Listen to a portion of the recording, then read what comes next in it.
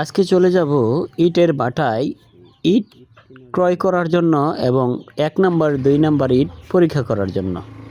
আপনি লক্ষ লক্ষ টাকা খরচ করে বাড়ি নির্মাণ করবেন, সেইখানে যে বস্তুগুলো ব্যবহার করবেন ইট, বালু, সিমেন্ট, রড, সেগুলো অবশ্যই যাচাই বাছাই করে কিনতে হবে।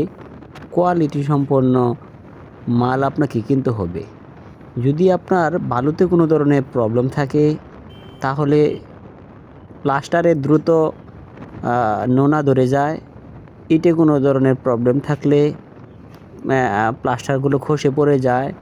সিমেন্টের কোয়ালিটি যদি ভালো না হয় সেক্ষেত্রেও কিন্তু আপনার দেয়ালে ফাটল ধরে বা ঢালাইয়ে ফাটল ধরে এবং আপনাকে রডও যাচাই বাছাই করেই কিনতে হবে।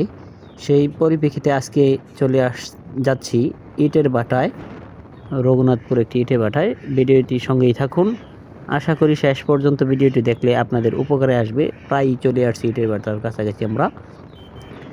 আজকে আমরা সামনে যে দেখতে পাচ্ছেন ইটের চুঙ্গি, সেই ইট খোলাতেই যাব ইনশাল্লাহ এবং সেখানে গিয়ে যাচাই বাছাই করব, কোয়ালিটি সম্পূর্ণ ইট যাচাই বাছাই করব।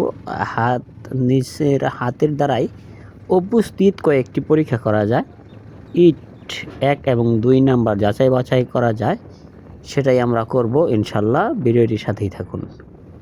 আপনি ঘর নির্মাণ করতে চাচ্ছেন আর আপনি আপনার যে বস্তুগুলো ক্রয় করবেন ইট, বালু, সিমেন্ট, রড, সেগুলো যাচাই বাছাই করে কিনবেন না, তাহলে আপনি বড় ধরনের ধোঁকা খাবেন। সেই ধোঁকা থেকে বাঁচার জন্য আপনাকে যাচাই বাছাই করেই ইট ক্রয় করতে হবে, বালু, সিমেন্ট ক্রয় করতে হবে।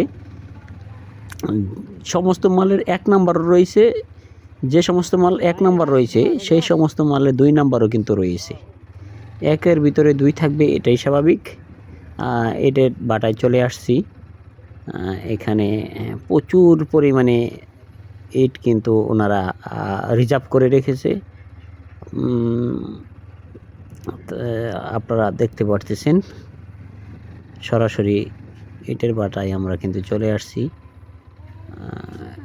সামনে ইটের কর্মীগণ যারা কাজ করতেছেন তারা কিন্তু ভিতর থেকে ইটের পানজাল করতেছে। আমাদের এলাকায় এইগুলোকে পানজাল বলে থাকে। ইটের পানজালে তারা কিন্তু এই পানজাল করতেছেন। তো আমি ৩ ফুট উঁচু থেকে ২টা ইট হাতে নিয়ে ক্রসে রেখে আপনাদের সামনে ছেড়ে দেখাবো যে ইটের কোয়ালিটি কেমন। যদি উপর থেকে ছাড়ার পর ২টা ইট না ভাঙে, ২টা ইটের কোনো একটা ইট না ভাঙে, তাহলে বুঝতে হবে ইটের কোয়ালিটি ভালো, ইটের মান ভালো। আর যদি ভেঙে যায় তাহলে বুঝতে হবে ইটের কোয়ালিটি ভালো না। ২টা ইট একসাথে নিব, আপনারা ভিডিওতে লক্ষ্য করুন।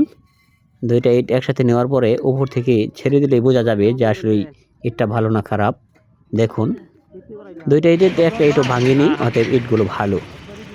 এর দ্বিতীয় পরীক্ষা হচ্ছে ২টা ইট একসাথে বাড়ি দিলে দাঁত শব্দ হবে, এই ইটগুলো ভালো।